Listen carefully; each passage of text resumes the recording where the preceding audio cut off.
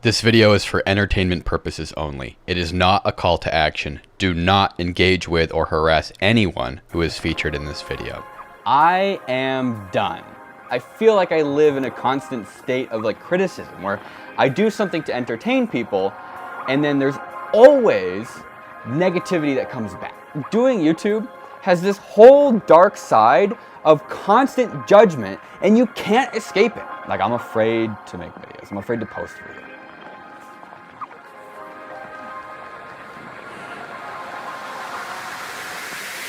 This is a critical piece on the recent William Osman saga.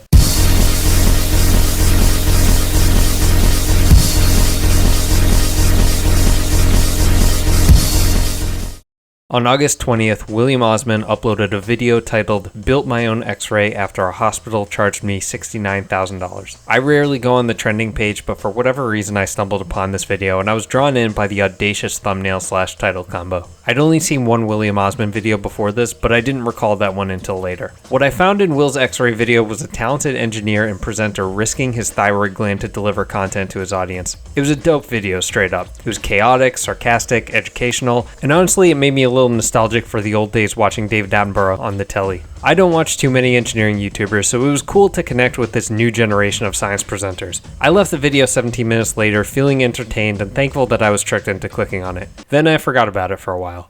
A month later, on September 24th, William Osman uploaded a follow-up, "I built an X-ray machine and people are mad." Having seen the original, I was curious what people could possibly have taken issue with, and half expecting a mindless ironic joke video, I clicked. What I didn't expect was for this video to document an egregious exploitation of the power imbalance between a YouTuber and their audience. Long story short, Will takes issue with one brash commenter on his X-ray video, and in the name of waging war against meanies in the comments, proceeds to dox, harass, catfish, swindle the guy into signing a contract, and then blackmail him. I'm not kidding. I kept watching hoping for a reprieve, some kind of gotcha, but it was real, and the intensity and moral abandon of Will's retribution only grew stronger as the video went on. Truly, I could not believe what I was seeing, and I was even more thrown off by the myriad of comments finding amusement in this interaction. I took a few days to really ponder the ethics of being a douchebag in the YouTube comments, whether I was being overprotective of the rights of someone who just as well could have left nasty remarks on my own videos. But this situation had all the markings of a totally warped and unjust abuse of social presence, the kind that thrives if it's not met with criticism. So that's what I did. I made a commentary video called "William Osman Went Too Far," where I outlined the behaviors I took issue with. And then I sat on it for a few weeks. And I did that because I was afraid. If Will was comfortable doing all this invasive, manipulative shit to a guy who left a few off-color comments on his video, who the fuck knows how hard he would come after me if I made a more direct piece of criticism? Who knows what his fans might try after being emboldened by harassing that commenter off the internet? And to be honest, the fact I was terrified pissed me off. But I think it was also indicative of the necessity of my video, because good faith criticism should always have a platform unburdened by the threat of personal harm. On October 24th, a month after the X-ray follow-up, Will released his latest video titled "I'm Done," where he announced a temporary leave of absence from the platform to recover from exhaustion with the constant stream of negativity that comes with uploading videos. If the X-ray follow-up was an attempt to meet internet trolls with outward aggression, the "I'm Done" video was the introspective approach he should have taken in the first place. Will reflects on years of internalizing criticism, from presumptuous ire at his handling of the GoFundMe money after his house burned down, to laments of his changing content, and one particular putrid comment about his wife's appearance. The "I'm Done" video garnered mass sympathy and fueled the prevailing sentiment that hateful corners of the internet had bullied a wholesome, inspirational YouTuber into leaving the platform. It's in this climate that I'm delivering a critique of Will's recent behavior. I have no illusions about how this will likely be received. The audience from the "I'm Done" video, which has been mobilized against the nebulous hate, will knee-jerk sort my video under the hate umbrella. For those willing to engage, however, I hope what you'll find is a cautionary tale of how not to handle the stresses of being a big creator. The thesis of this video is the belief that empathy for creators stuck in the social media emotional meat grinder can coexist with fair critiques of those same creators misusing their influence. In William's case, I will ardently support his decision to leave YouTube and find the solace and comfort that he desperately needs. And I hope I clearly validate his feelings that a career on the internet is a psychological war zone that has never before existed in the history history of humanity. However, he should not have fucked with that commenter to the extreme degree he did, nor should he have branded well-meaning fans as toxic jackasses on the way out. The irony is that Will has become a vector for the same negativity he's attempting to fight, only instead of being an anonymous misanthrope, Will has enormous social pull and an audience reinforcing a cocoon of toxic positivity. The rest of this video is structured as follows. I will present my original piece of commentary, William Osman went too far, and follow that up with a discussion of the I'm done video. William Osman bullied a guy off the internet, and I think he should be called out for it.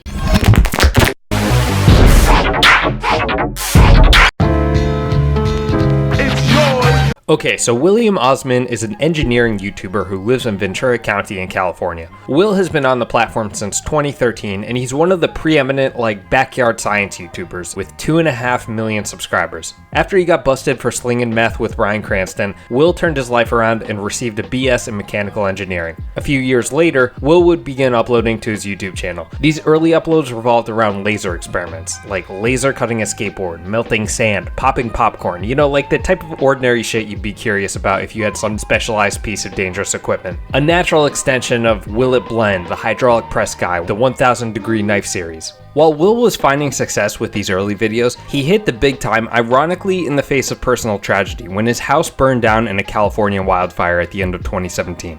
Yo, what up? It's your boy here, William Osman, here with the hotly anticipated house tour. Things have changed. We moved some furniture around and then burned the whole place to the ground. The 2017 California wildfires were the worst on record until 2018. Really, the scope of destruction cannot be understated. And in spite of the hellish circumstances, Will attempting to cope with the situation through humor, fighting back tears as he was cracking jokes about the charred remains of his house. I haven't cried in a really long time. Maybe this will make me feel better.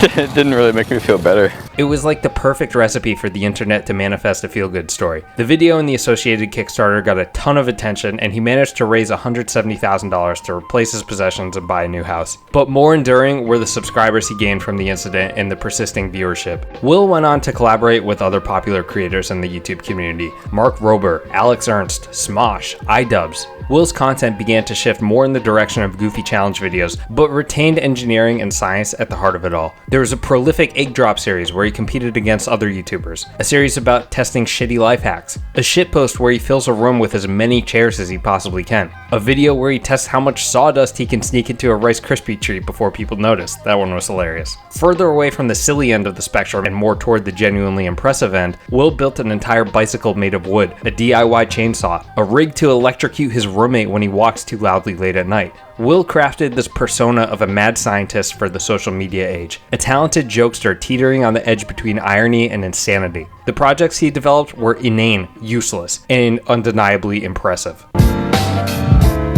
So Will's most recent video finds him indignantly building a functioning x-ray machine after getting billed $2,500 for getting one done at the hospital. Will takes a 60,000 volt power supply, an x-ray vacuum tube from some old dental equipment, and fashions a bootleg tower to shoot the x-rays at a phosphorus screen which converts radiation into light visible for a DSLR camera on long exposure. The X-rays are more easily absorbed by atomically dense materials like calcium in the bones, which creates a shadow against the screen. The build is remarkably simple, albeit a little sketchy on the safety side. It's popping to a can of beans. Damn it, why are the beans so close to the high voltage? This is getting ridiculous. But it's a great accessible bare-bones demonstration of radiography. Moreover, the video functions as a hilarious commentary on the dysfunctional US medical system. Now I know some of you are probably thinking, William, you're not nearly responsible or smart enough to be playing with high voltage. Well, I say to you, pound sand. I have health insurance. The video was a huge hit. It hopped on trending, was basically universally lauded, and racked up over 4 million views. A month later in September, Will uploaded this video: I built an X-ray machine and people are mad. Now, this isn't the first time Will has interacted with the little criticism he receives in the comments. Earlier in the year, he bought a BattleBot and would later post a response video in the same theme. But where that video felt more justifiable in that he was reacting to gatekeeping in the BattleBots community, this one about the comments in his X-ray video, I thought he was joking at first. I thought that Will was putting on this unstable genius act and humorously overreacting to benign stupid comments in his video. Stop being mean to me. Stop being mean to me. This is you, and this is me. And if you keep being mean to me... Now, in principle, I have no issue with this. I'm definitely not above tastefully roasting idiocy in the comments. But as the video goes on, you realize that this isn't an act. Will is genuinely perturbed at what he perceives as trolls sending him abuse. What did I do to deserve this abuse? Not only is that a mischaracterization, or at least a reach on his part, Will's response to these trolls is one of the grossest abuses of influence I've seen on this platform in a while. In the original X-Ray video, there's a bit Will does where he's pretending to dig his own grave, and he uses a square spade shovel, obviously because that's the only one he has on hand. Like, look at his yard. This dude is not digging many holes. A bunch of people make comments in jest pointing out the ironic dichotomy between Will being able to construct an operating X-ray machine and his misuse of basic tools. In response, Will buys a shovel from Home Depot and crafts it into a blade to behead this effigy embodying the trolls in his comments. If you don't have anything nice to say nothing at all.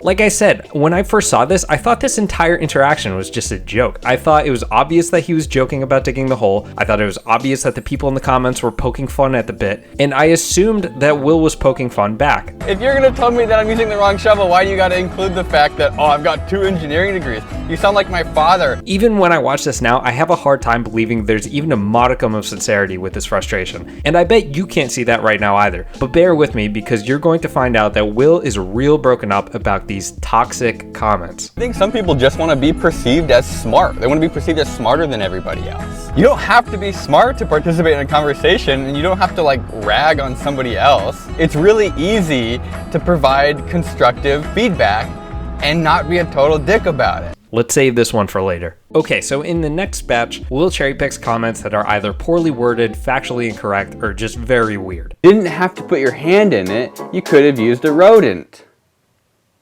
But during this segment, the veneer of sarcasm sloughs off and is replaced with actual exasperation, particularly with this one guy who raises concerns about the safety of the high voltage from the power supply. That electricity arcs through your chest, and you'll be extremely lucky to have it started again quick enough to not have brain damage, but it's more likely you'll just die. Are you speaking from personal experience? Because it sounds like you do have brain damage. It's really easy to provide constructive feedback and not be a total dick about it. I mean, this guy's not wrong though. Working with 60,000 volts can easily be fatal if you don't know what you're doing, which it seems clear that Will does. But I think his broader point that communicating proper safety to a young audience is at least worthwhile to discuss. I mean, how often do we see untrained people replicate shit they see on YouTube to catastrophic results? Now, let me be clear. I am not saying Will is responsible for people putting themselves in danger, right? Like, I don't think anyone with a brain could watch this video and be lulled into a false sense of security about the dangers of building an X-ray machine. Ready? Turning it on.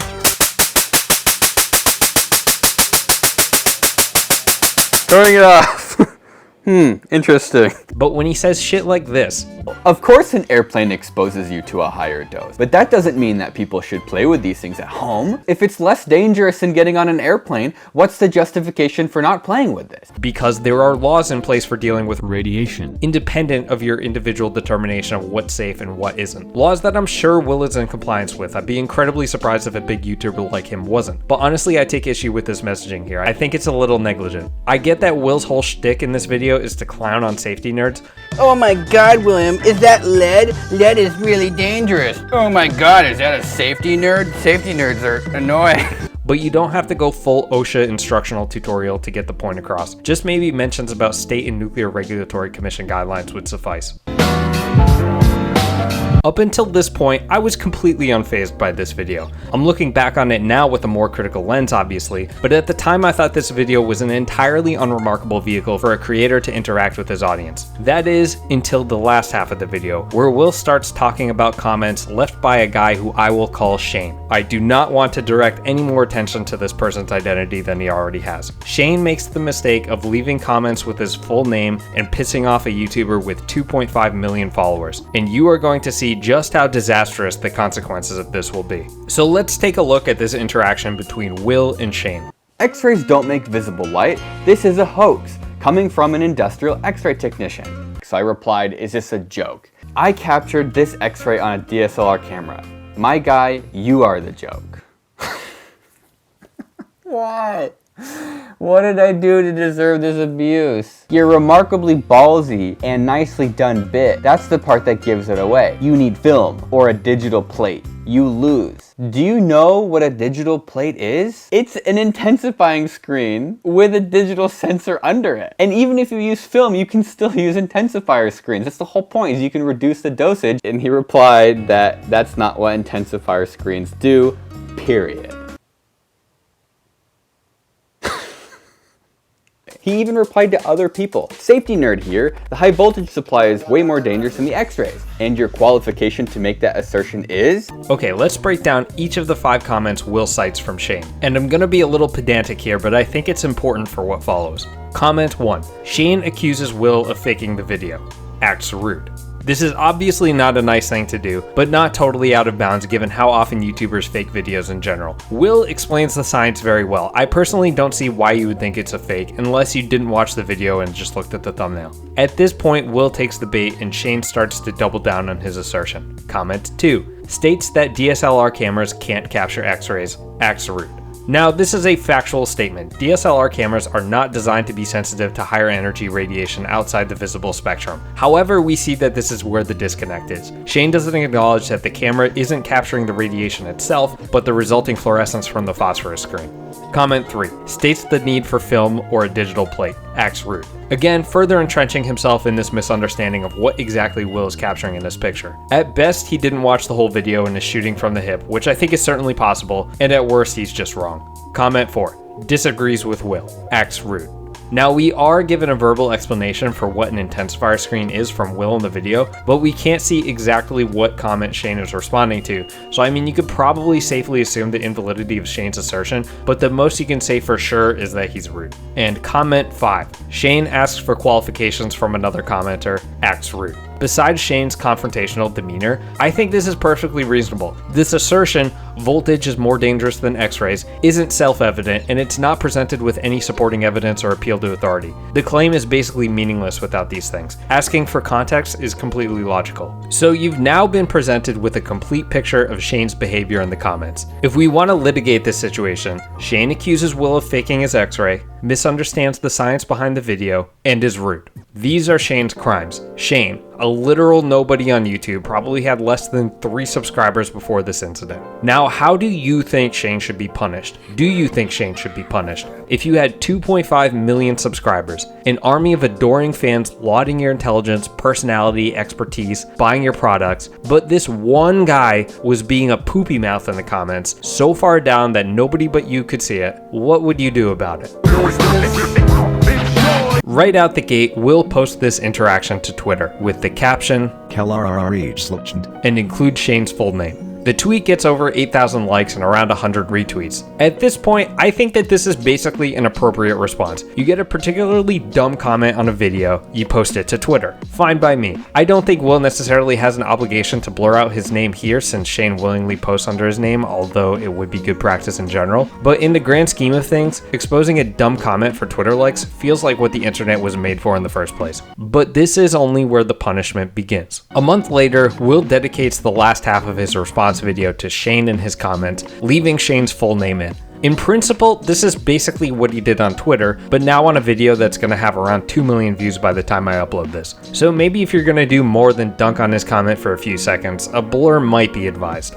But he keeps going. So I think we should figure out if it's the necessary qualifications to make his assertions, because I have a feeling that he doesn't. LinkedIn results. Okay, so right here, Will posts Shane's LinkedIn page, shows his employment qualifications, and his area. And this is where this starts to get into some very suspect territory. Will blurs Shane's last name on the screenshot as if he's protecting his identity, but like you revealed detailed information about his qualifications, you showed what area of the country he lives in, and you left his full name in the comments. You're handing your audience an easy way to find Shane's place of employment, which opens him up to some very scary real-life consequences. That's where you definitely cross a line. But I think even here, this situation could have been salvageable if you completely blurred his last name from the outset. You've only talked about him for a minute at this point. You could still exit here and get your message across that he's only a tech and didn't write a PhD thesis on radiography. But he keeps going. Did a profile for a woman named Catherine and uploaded an AI-generated headshot from thispersondoesnotexist.com and sent a job offer for a TV pilot production. He accepted the request almost immediately and we set up a phone call.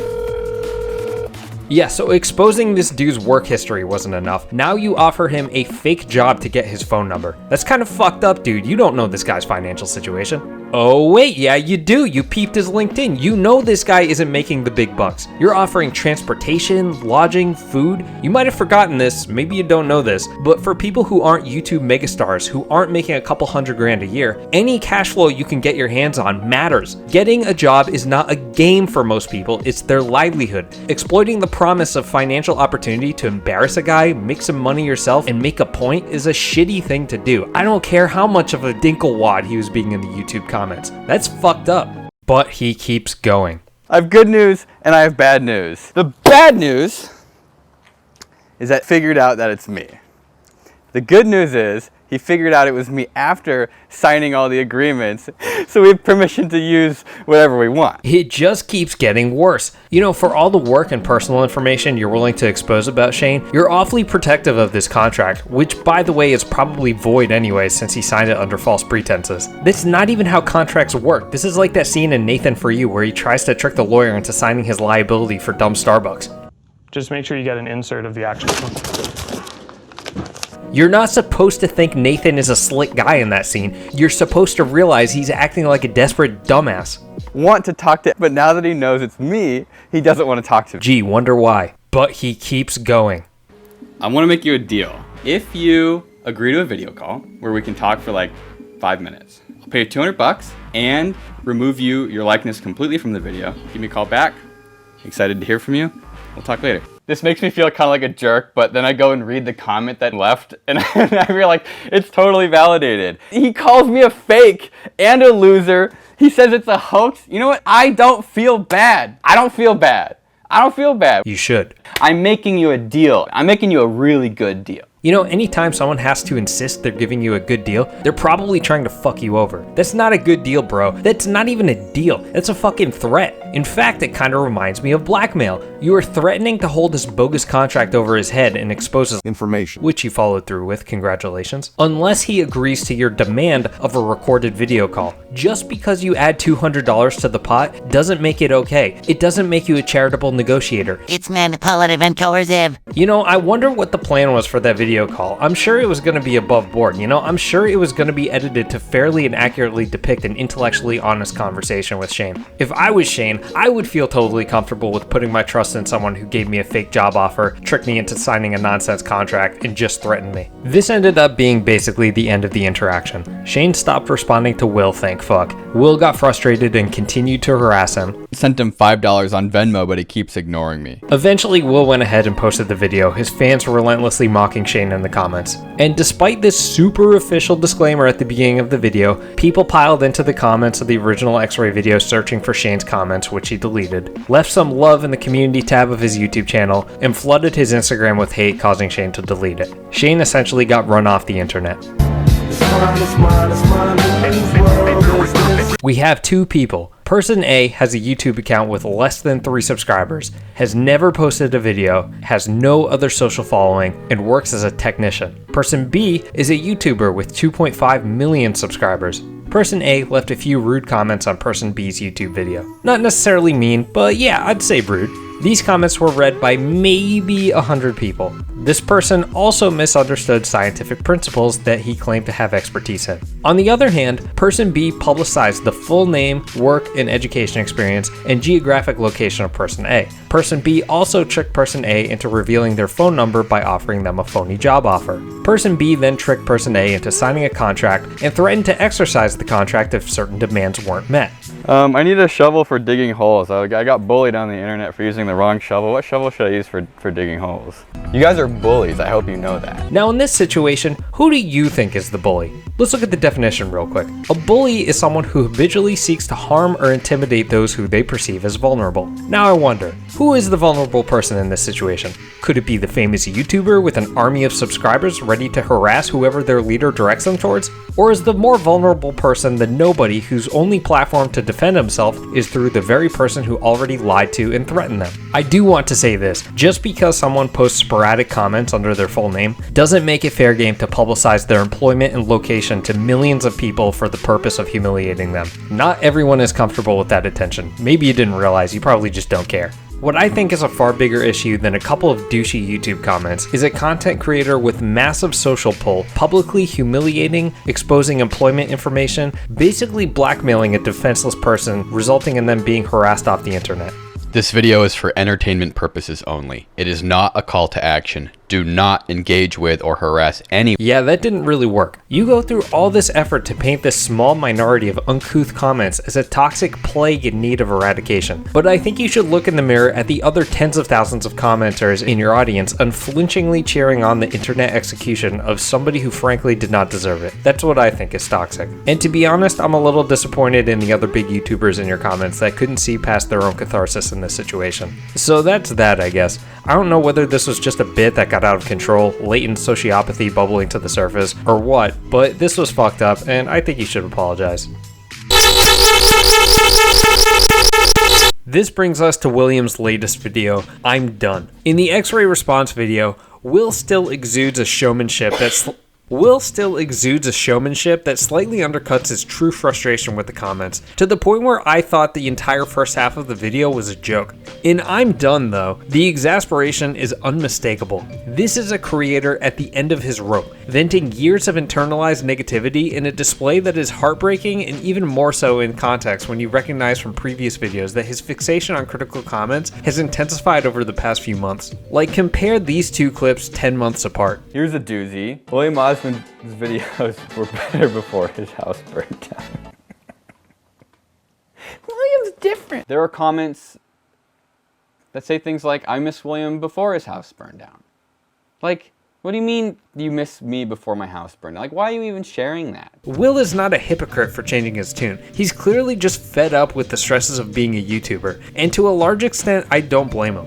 In the first half of I'm Done, Will reflects on 3 sources of strife in his mental state, these being the fallout from the GoFundMe, acutely degrading comments in his videos, and the William Osman subreddit. While I think the first 2 categories are valid, Will's claim that his own subreddit is harboring this toxic parasocial minority is a massive mischaracterization, and it's an unfortunate label that he's placed on this segment of his fans. Will presents the majority of his insecurities of his relationship with his audience as stemming from financial criticism directed at his handling of the GoFundMe money after his house burned down. All I can think about is, like, when the house burned down, people figured out a way to be judgmental about it. And like, that blew my mind. It was the worst time of our lives, and people still somehow figured out how to be negative about it, especially with the GoFundMe. There were comments saying, wow, I see you're spending your GoFundMe money well.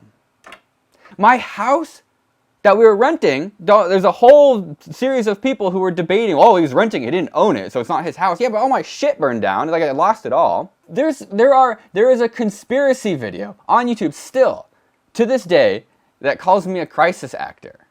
And it's serious, it's not a joke. And there's a whole comment section about how bad my acting is.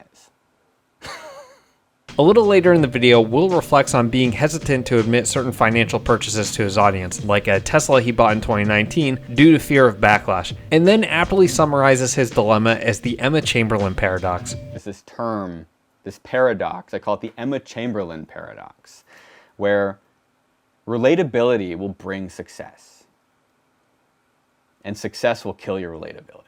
I think these clips in particular do a great job at deconstructing the allure of becoming a figure on social media. Because for someone like Will, his career is not just the lighthearted science experiments you see on screen. There's a huge public relations component that can't be ignored. But it's different than running PR for a big brand, because when you're an influencer, you are the brand. And everything people say about your product, good or bad, is what they are saying about you. And I think for most people, even for some big creators, that concept sounds like mental torture. In this case, Will's apartment burned down, his material possessions obliterated, just a horrible tragedy that I don't think someone can truly appreciate if they haven't experienced it. The GoFundMe was supposed to be like this moment of human compassion that reached beyond the confines of his internet business to help help a person in need. But instead, it's inextricably linked to Will's social media presence and has devolved into a fertile breeding ground for insecurities, essentially compounding the trauma from the fire.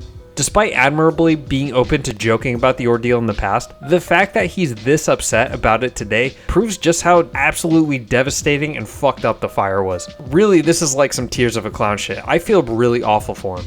Will also brings to light a more explicitly disgusting comment with the implication this is but one of a subset of similar comments. Like in the X-ray video, I didn't show this comment because it pissed me off so much. For some reason, it still bothers me. Smart guy, one of the top percent, doesn't even have a slim girlfriend. Welcome to the modern West.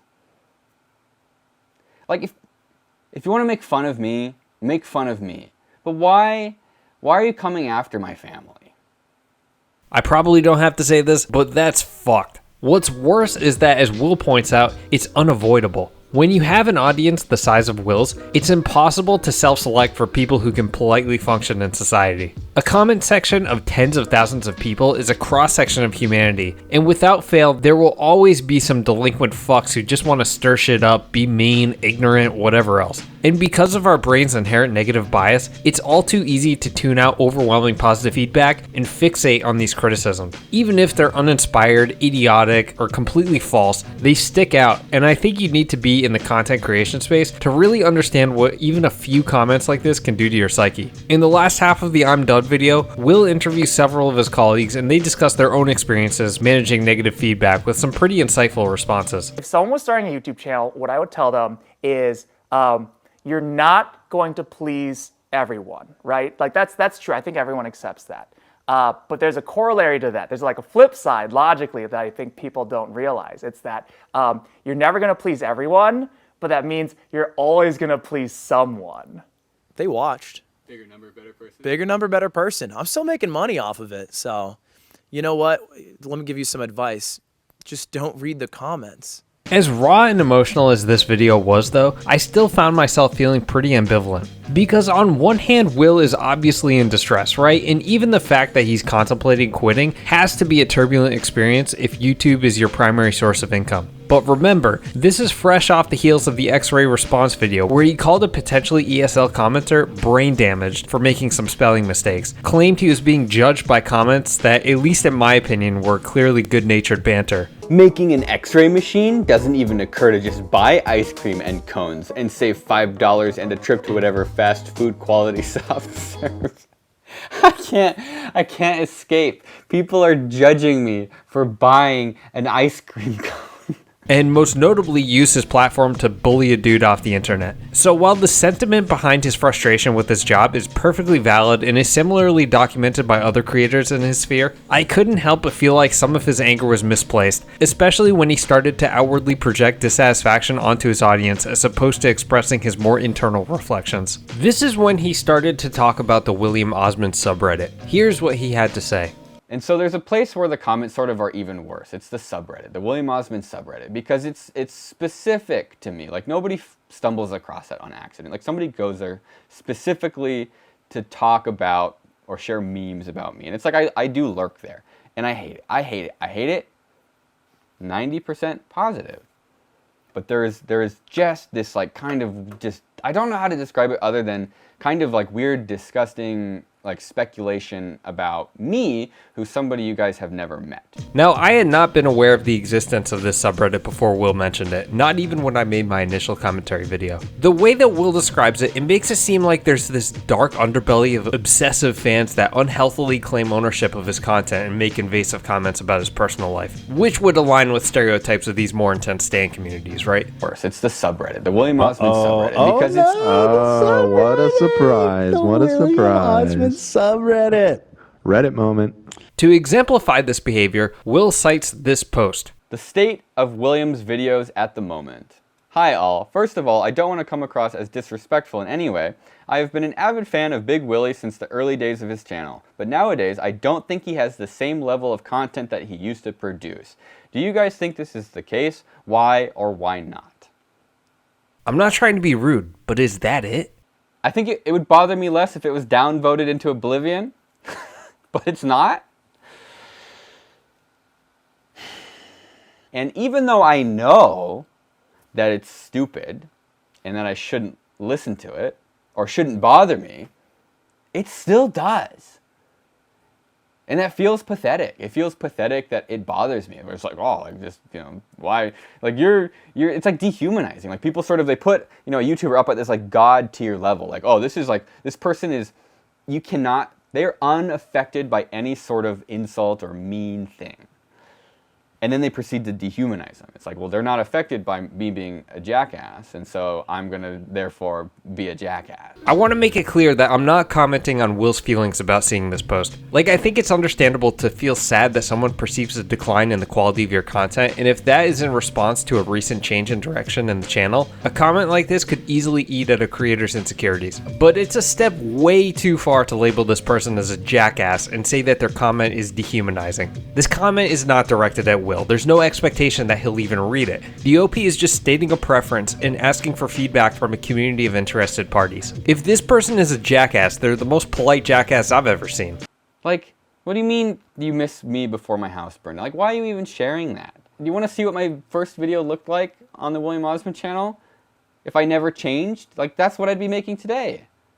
If I wasn't allowed to change and do what I want, I wouldn't enjoy doing this. But yet someone has the audacity to tell me that they want me to keep doing what they want me to do. But that would make me not happy to do it. Why? I mean, at the same time, you have the audacity to dictate the preferences of your consumers and how they vocalize them. That's such a warped precedent to set. If we're using that logic, are we going to call everyone a jackass who gives a critical movie or album review? Is every person who gave a half-star review of Speeding Bullet to Heaven personally responsible for making Kid Cudi feel bad? Am I a jackass for saying I haven't liked the 106 Point Never album since Garden of Delete? That I think it would be dope as fuck if Danny made an Echo Jams Part 2 a decade later? We all have preferences, both positive and negative. That's natural and there's nothing wrong with that. There's also nothing wrong with cordially voicing negative opinions as this Redditor did. You might disagree with the opinion, just as people might say I'm a plebe for not appreciating Age of, and that's fine too. But this indiscriminate attitude of don't listen to the haters only promotes stagnation and groupthink. No specific, no nothing.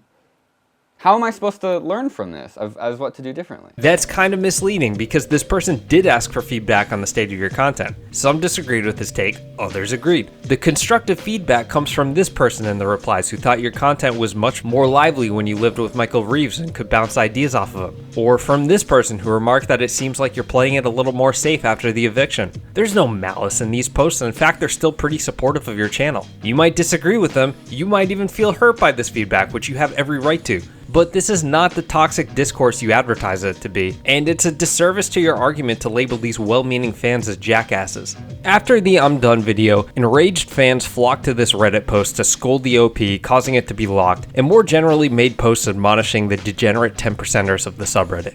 But if this benign post was Will's chosen representative of the underworld of the William Osman fandom, it got me curious about the wider culture of the subreddit. So I sorted by new, scrolled past almost 200 loving eulogies of Will's YouTube career, and I read every single post and comment left in the past year, scouring for anything that could be remotely considered as negative. And to be honest, I wasn't surprised with how underwhelmed I was. With the exception of Will-cited posts and one notable thread which I'll talk about later, this is everything I found. 3 months ago, someone made a post suggesting Will's wife looked like Scarlett Johansson without makeup. This person disagreed. 6 months ago, this person flatly demanded that Will make new videos. A Redditor with username ShrexPP commented ShrexPP on a few posts 3 months ago. 5 months ago, Will asked the subreddit to vote on suggestions for his new video. Of the more than 200 eager replies, this one person just said D's nuts LOL. 10 months ago, one guy started to compile old videos of Will that ironically foreshadow his house burning down, which in isolation is in slightly bad taste, but given how open Will was with joking about this exact thing at the time, I think it's fine, and so did most people.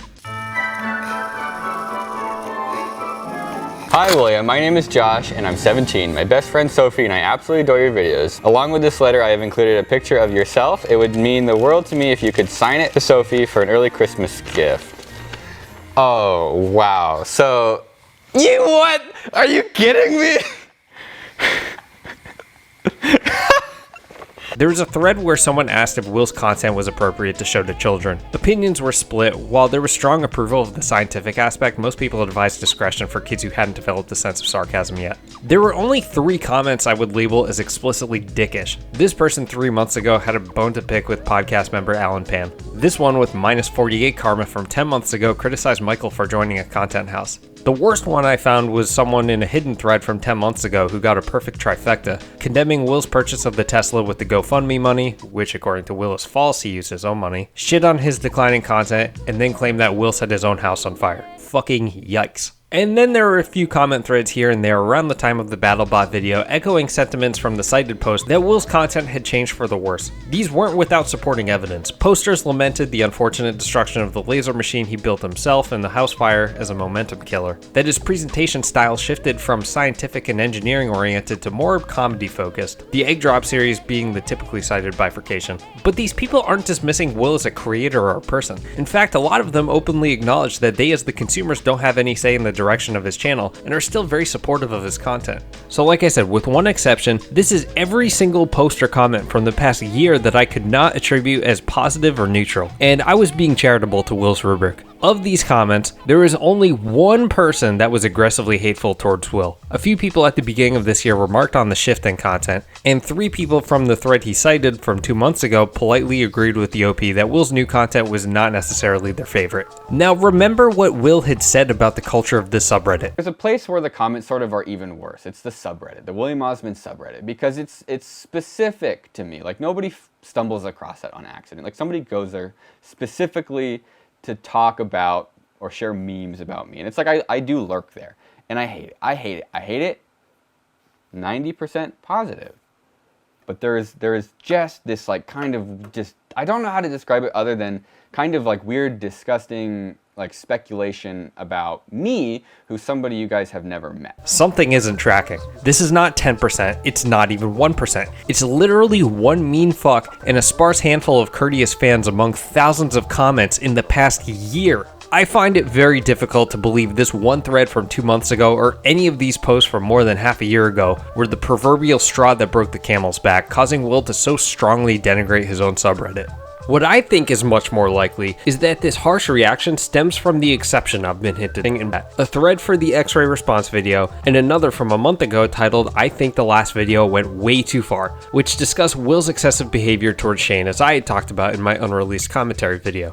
Will presented the "I'm done" video as the result of a culmination of years of criticism, and I believe this to be broadly accurate given his gradually increasing fixation on negative comments in the past few videos. But he also specifically called out the subreddit as being a source of pointed criticism, which with the exception of these threads, is just not true. And when Will says this, kind of like weird, disgusting like speculation about me, who's somebody you guys have never met. the only comment I could find from the past year, even remotely relating to Speculation. was this one in the X-ray response video thread. For the record, I don't think it's irresponsible speculation to assume someone who is doxing, catfishing, and blackmailing a random commenter is taking the comments too seriously. These threads are far from decisive in their judgment. Based on karma counts, it seems like the pro-Will posts are slightly more favored, which is understandable given it's on a William Osman subreddit. I personally agree with the critics, and I think that the mental gymnastics Will's defenders go through to support each individual portion of the video is laughable. As if it was okay for Will to post his LinkedIn to 2 million people because Shane used his full name in the comments. And then it's okay for Will to trick Shane into signing a contract because Shane didn't read it. Well, neither could any of you since it was blurred out, so how do you know what he signed? And then when Will threatens to expose Shane's likeness unless he agrees to a video call, oh, that's okay because it's a contract renegotiation. Or my favorite one, when Will tries to smooth over the threat with $200, oh, that's just a job offer. Without acknowledging the obvious power imbalance or that, Will just could have chosen not to do any of these things at any time. But by that point, the totality of the punishment was justified because Shane was being mean. And I think this is my main gripe, that the whole Shane ordeal wasn't a split-second decision. It was a month-long process. Will posted Shane's initial comments to Twitter on August 23rd, 3 days after his X-ray video dropped. The catfishing email was sent 3 weeks later on September 14th. That's 3 weeks that you took to plan the charade, draw up the phony contract. The 3 weeks you let Shane's comment fester could have been 3 weeks you spent deciding not to catfish a person and exploit him for content, followed by another week and a half before you released the X-ray response vid that you could have decided not to manipulatively threaten him or post his work information. The frustrating part about all of this is that you had so much latitude to work with. Like the BattleBot video where you proved that dude wrong and crushed his framed comment with the bot. That shit was hilarious. And I'm not quite sure if he understands its mechanics or how to fix it. I fix it. Waldo, this is what you get for being a whiny little bitch.